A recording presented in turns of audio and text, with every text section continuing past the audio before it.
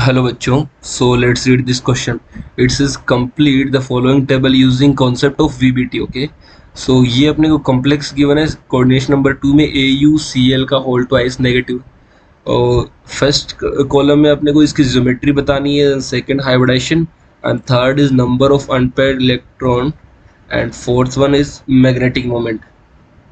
Okay, so first of all यहाँ पे जो फंडामेंटल जो की कॉन्सेप्ट यूज होने वाले हैं उनके बारे में थोड़ा डिस्कशन कर लेते हैं. देखो, जो की कॉन्सेप्ट्स यहाँ पे यूज होंगे उनके बारे में बात कर लेते हैं. तो सबसे पहले देखो, हमें एक चीज़ गिवन है, इसकी ज्योमेट्री, हाइब्रिडाइजेशन, ये सब निकालना पड़ेगा. सो मैं एक बेहतरीन आपको बात बता देता हूँ कि यहाँ पे सबसे पहले जो मेटल है उसका ऑक्सीडेशन स्टेट निकाल लो और उसका इलेक्ट्रॉनिक कॉन्फ़िगरेशन लिख लो, आधे से ज़्यादा काम खत्म हो जाएगा. सो देखो, oxidation state of metal and then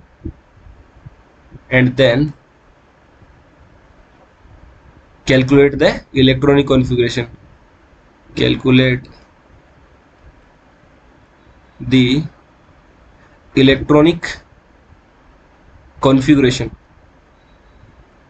बस इलेक्ट्रॉनिक कॉन्फ़िगरेशन लिख लो, काम हो जाएगा. कॉन्फ़िगरेशन.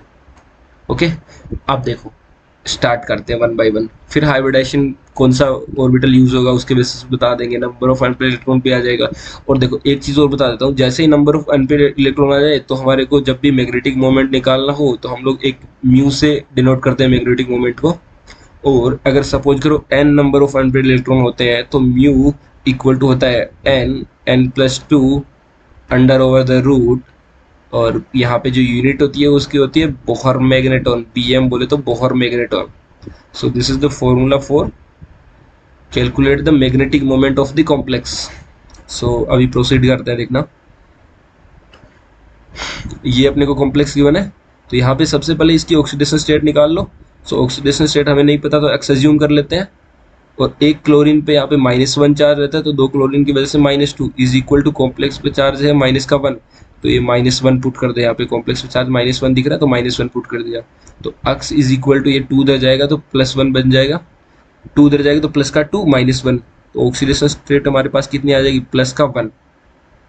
अब देखो AU का न्यूट्रल स्टेट में पहले कॉन्फ़िगरेशन लिख लो. न्यूट्रल स्टेट में क्या होता है हमारे पास, एकदम कॉपर के नीचे वाली रो में आता है. सो AU रह जाएगा अपने पास जो कॉपर के नीचे वाली लाइन में आता है, तो इसको 5D में जाएगा ये. सो अगर इसका कॉन्फ़िगरेशन हम लोग लिखेंगे तो 5D 10 और 6s 1 चला जाएगा. अब देखना यहाँ पे AU प्लस लिखना है मेरे को, ये तो AU 0 को आ जाएगा. जब AU प्लस में जाएगा तो S में से एक इलेक्ट्रॉन निकल जाएगा ना, तो 5D 10 और 6s 0 हो गया. अब देखो D तो कम्प्लीटली फिल्ड है, D में तो सारे, D में 10 ही इलेक्ट्रॉन आ सकते हैं मैक्सिमम, तो सारे फील्ड है D तो बचा कौन सा, S बचा. और इसके बाद में 6p भी तो आता है एक, तो S बचा हुआ, एक P बचा. कोऑर्डिनेशन नंबर चाहिए मेरे को 2, तो 2 कोऑर्डिनेशन नंबर के लिए क्या होगा, एक P से आ जाएगा एक S से आ जाएगा. P में देखो 3 ऑर्बिटल रहते हैं ना, तो यहाँ से एक आ जाएगा और एक S से आ जाएगा. तो ओवरऑल ये दोनों मिलके हाइब्रिडेशन क्या दे देंगे, sp हाइब्रिडेशन दे देंगे. इसका हाइब्रिडेशन हो जाएगा sp. सो हाइब्रिडेशन हो जाएगा sp. ज्योमेट्री देखो, ज्योमेट्री तो दो Cl दोनों तरफ रह जाएंगे तो ज्योमेट्री हो जाएगी लीनियर. सो ज्योमेट्री इसकी हो जाएगी लीनियर. देखो लीनियर कैसे हो जाएगी बता देता हूँ. AU इधर एक Cl रहेगा, इधर एक Cl रहेगा, और ओवरऑल चार्ज यहाँ पे दिखा माइनस दिखा रहा है तो ये माइनस हो जाएगा. तो ये ज्योमेट्री कैसी है, लीनियर. सो लीनियर हो गई. उसके बाद में हमें बोला है कि नंबर ऑफ अनपेयर्ड इलेक्ट्रॉन. अब देखो D तो कम्प्लीटली फिल है ना, कोई अनपेयर्ड इलेक्ट्रॉन है ही नहीं इसमें, S में भी नहीं है और यहाँ पे P में भी नहीं है, तो नंबर ऑफ अनपेयर्ड इलेक्ट्रॉन हो जाएंगे 0.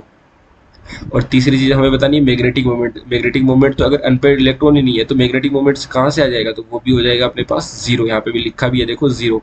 सो इसका ये जो कॉम्प्लेक्स अपने को गिवन था इसका ज्योमेट्री हो गया लीनियर और हाइब्रिडेशन हो जाएगा sp, और यहाँ पे नंबर ऑफ अनपेयर्ड इलेक्ट्रॉन हो जाएंगे 0.